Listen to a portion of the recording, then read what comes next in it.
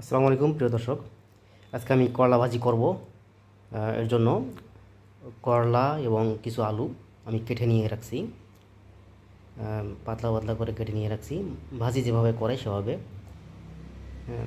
এর সাথে ভাজির জন্য পেঁয়াজ কুচি কুচি করে কেটে রাখছি, রসুন, মরিচ এগুলো কেটে রাখছি।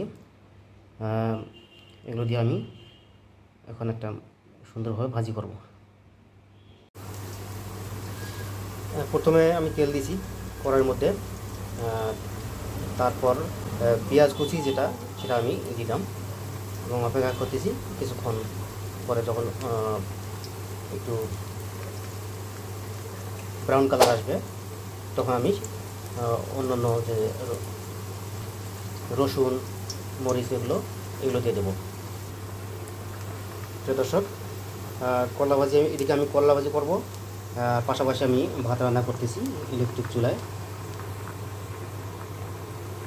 এখন আমি রসুন আর মরিচ যে কেটে রাখছিলাম সেগুলো দিয়ে দিলাম। এরপর কিছুক্ষণের মধ্যে আমি করলা এবং আলু যে কেটে রাখছিলাম সেগুলো দেবো এবং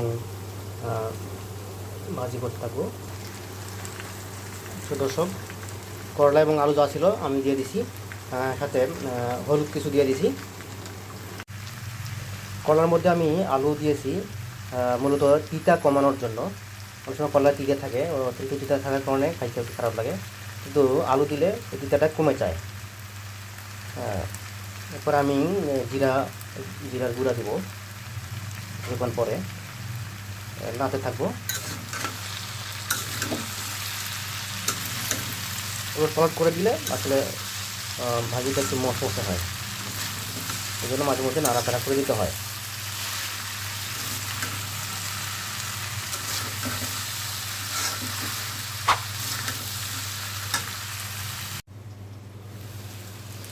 আমার ভাজি অনেকটা হয়ে আসার পথে, এখন আমি কিছুক্ষণের মধ্যে একটু জিরা গুঁড়া দেব।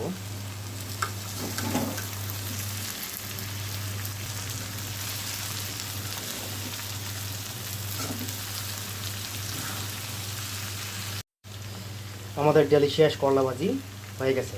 এখন আমরা চুলাটা বন্ধ করে দিতে পারি।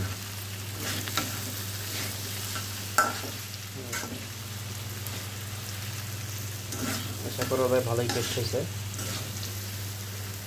এরপর শুরু হবে খাওয়ার পালা ভাত দিয়ে। ভাত এর আগেই হয়ে গেছে, ভাত রান্না করে রাখছি। রান্নাবান্না শেষ, এখন খাওয়ার পালা।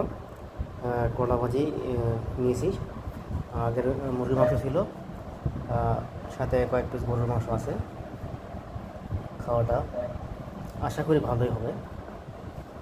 লেবু কেটে নিয়েছি, আল্লাহ শুকরিয়া, আলহামদুলিল্লাহ। এখন আমি খাওয়া শুরু করব। প্রিয় বন্ধুরা, যারা দেখতেছেন ভিডিওটি, আমার চ্যানেলটি সাবস্ক্রাইব করে পাশে থাকুন। ভালো লাগলে লাইক, কমেন্ট, শেয়ার করুন। আল্লাহ হাফেজ।